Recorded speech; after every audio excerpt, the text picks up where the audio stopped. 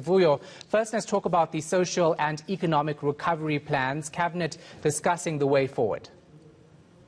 Indeed, the meeting started about 2 hours ago or so, and it's likely to go on for a good few hours still. That's precisely because there is so much at stake. Now, we'll recall, if we may just retrace the president's steps over the past few days.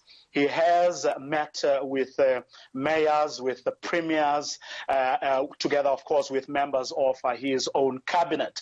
He also met at NEDLAC on Friday with representatives of business, organized business, organized labor, as well as civil society. Now, all these meetings, in fact, on the Thursday, members of his advisory team met with a whole group of economists. And all these meetings are, of course, taking place virtually.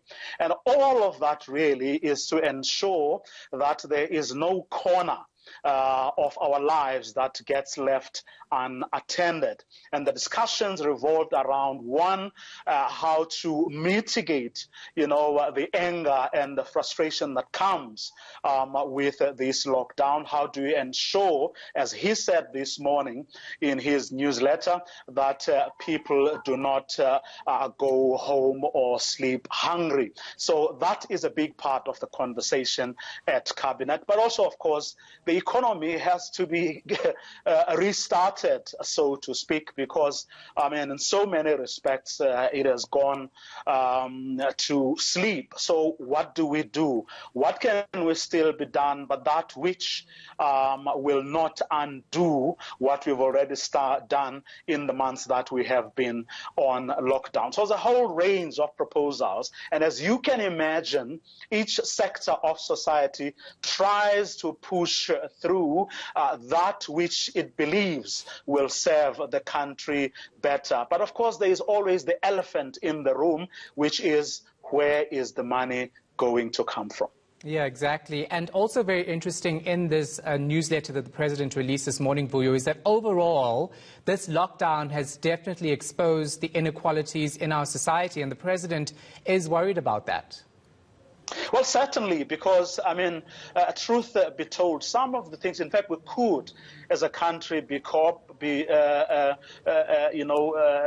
dealing with this pandemic a lot more efficiently and effectively had we done a lot of things years ago or even decades ago, when there was no pandemic confronting us. Things like ensuring that we have fewer, if any, people who are homeless and who don't have jobs. Now, those problems have come back to haunt us. So a lot of money that could be going to ensuring that the burden is eased actually has to go to deal with the fundamentals, the basics, if you like giving people water, like ensuring that they don't sleep on the streets. Had we done that a long time ago, a lot of the problems we're confronted with right now could have been eased. That's not to say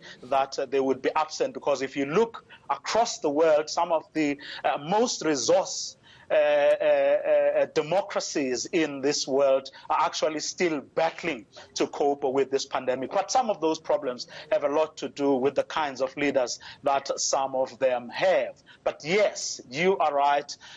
We've got to deal with the basics that we didn't get going right from the start. But it's no point crying over spilled milk right now. So what the members of his cabinet have to do today is to say, if we have to kill South African Airways, that's what we do, so that we can then take the money to health. Because remember, whatever we may have budgeted for health is going to be woefully inadequate given the challenges that we are faced with now. And the cabinet has, in all honesty, been seized with some of these issues, like SAA, for example. So today has to come a decision on the back of those reports, among them the report that Public Enterprises Minister Pravin Gordhan would have submitted to cabinet today, whereafter a decision would have to be taken about, a lot of things.